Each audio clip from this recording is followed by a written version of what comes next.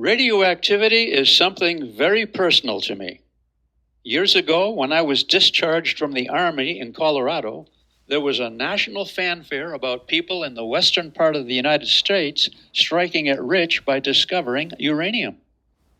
Rather than return to my native Massachusetts, I remained in Colorado and became a uranium prospector. I financed my prospecting activities by painting signs in the town of Salida, in the heart of the Rockies. Buying a Geiger counter was easy to do, but buying a 5 times expensive scintillation counter, seen here, was difficult. Lots of sign painting to buy that. I struck this zany pose to show my parents the gear used in prospecting. The cigar is a joke, a token of striking it rich. But that didn't happen. I found uranium, but not enough for any financial success. My success instead turned out to be my curiosity about my radiation detectors and what that led to.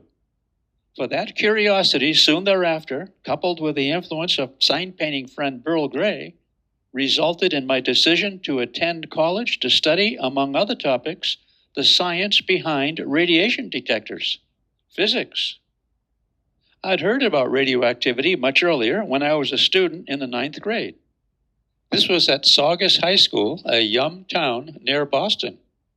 I remember my science teacher, Mr. Warren, showing the class a sample of pitchblende, a radioactive ore of uranium. He held a Geiger counter next to it, and the class could hear the rapid succession of clicks.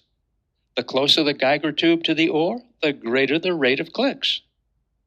This I discussed with classmates at my 50th high school reunion. We wondered if Mr. Warren's pitchblende sample was still at the school. I pondered further. If the sample and the Geiger counter were still there, how would the rate of clicking differ after all these years? The answer is not at all. The sample would produce the same rate of clicking as it did 50 years and more ago. Why? The radioactive half-life of uranium is some 4.5 billion years. It would take 4.5 billion years from now for the clicking rate to decrease to half. And during this past half-century, the decrease in decay of the uranium has been negligible. There's an awful lot of atoms in that radioactive sample, in any speck of visible matter. So what do we mean by radioactive half-life? It's the time it takes for half of an original quantity of a radioactive material to decay. City College's San Francisco physics instructor, Leela McCarthy, draws a plot of radioactive decay. With increasing time, the amount of radioactivity decreases, but in an interesting way. The time for radioactive emission to decrease to half is the same time for emission to decrease to half again, and so on. This is because the chance of any given nucleus decaying in a given time period is always the same, no matter how long that nucleus has already lived, unlike for people.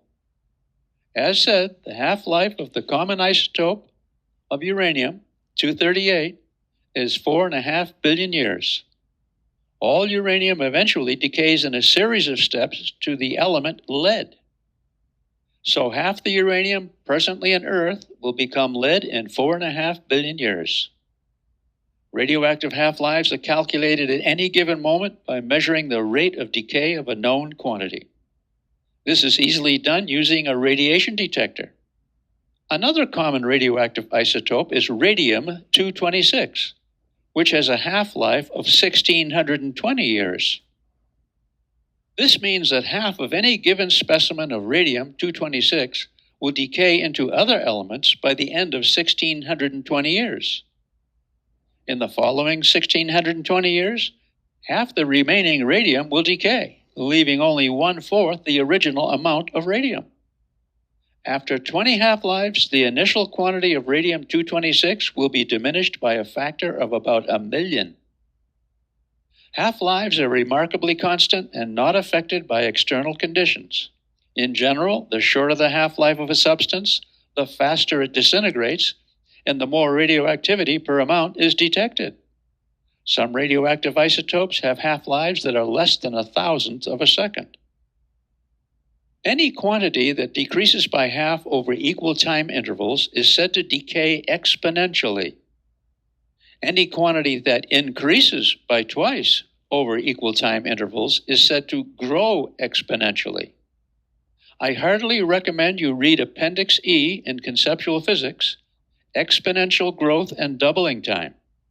Enormously important, which has led American physicist Al Bartlett to declare, the greatest shortcoming of the human race is our inability to understand the exponential function.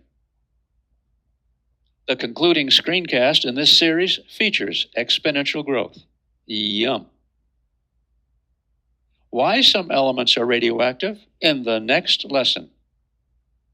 For now, I want to leave you with a question. If a sample of a radioactive isotope has a half-life of 1 day, how much of the original sample will be left at the end of the second day and the third day? Until next time, good energy.